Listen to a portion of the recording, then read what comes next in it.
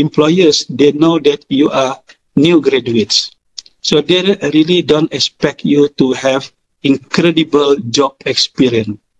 As long as you are showing to the employer that you have developed some skills through your students' activities, I think it is considered as good as expected by the employer.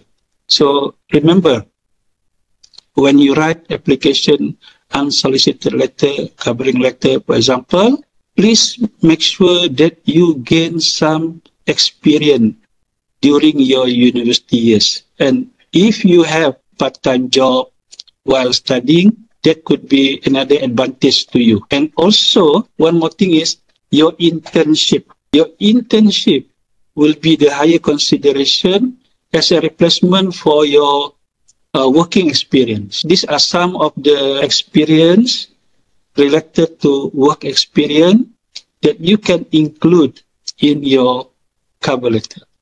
And then the fourth one, explain how you learn about SETCO and why you choose to apply despite no open vacancies.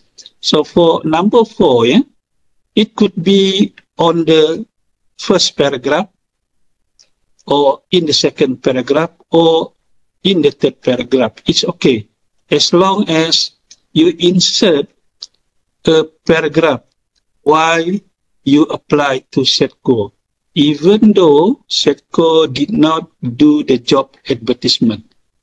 Yeah, so ini maksudnya di sini ialah kalau kita buat unsolicited letter, kita kena ada satu paragraf khas yang menyatakan kenapa suddenly we want to try our luck to apply in that organization, knowing that they are not doing the advertisement. So this will be your selling point. This will be your winning point. This will attract the employer to call you for job interview. Yeah, so maksudnya you are eager to join them. You are showing your interest to join the workforce. So they might want to see you and to know more about why you like to apply in SETCO, for example. Okay, and similar with solicited letters, when you write unsolicited letters, the grammatical order is the rule that you cannot take for granted. You must use the professional way of writing. Yeah, contoh, students sometimes they send application letter to organization. They don't know the name of the manager. In my opinion, yeah, when you apply a job to any organization, you shouldn't use the position, get the name of that manager, general manager, director of the organization, because this will show them that you really interested with joining the organization. For example, let's say I am the general manager of SETCO, and you didn't know my name is Jakaria Dasan, for example. So you send a letter to the general manager, the hiring manager, SETCO, and so you didn't know the name. So imagine, yeah, you are trying to work in that organization. How come you didn't make effort to know the name of the important person in the organization?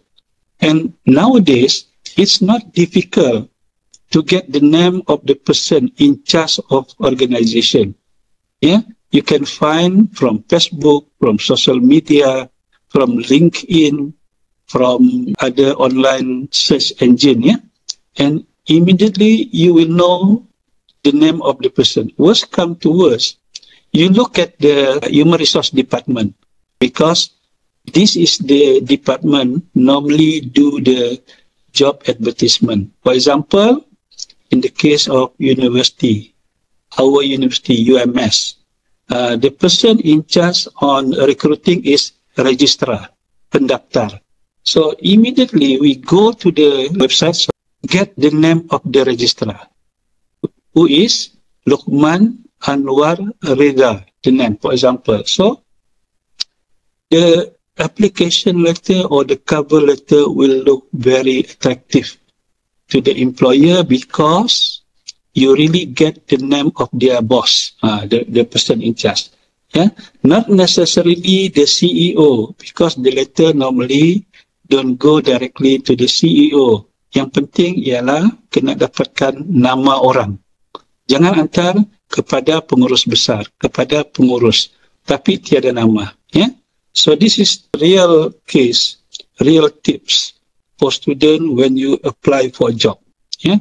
Dapatkan nama orang itu. And then the proper format. Of course, you know, surat rasmi. Kalau menulis surat, kena pakai surat rasmi. You cannot use the informal letter. Professional and formal tone, maksudnya dia sir, dia madam, berbahagia Dato, if you know the name, yang berbahagia tuan, and so on. These are the professional and formal tone.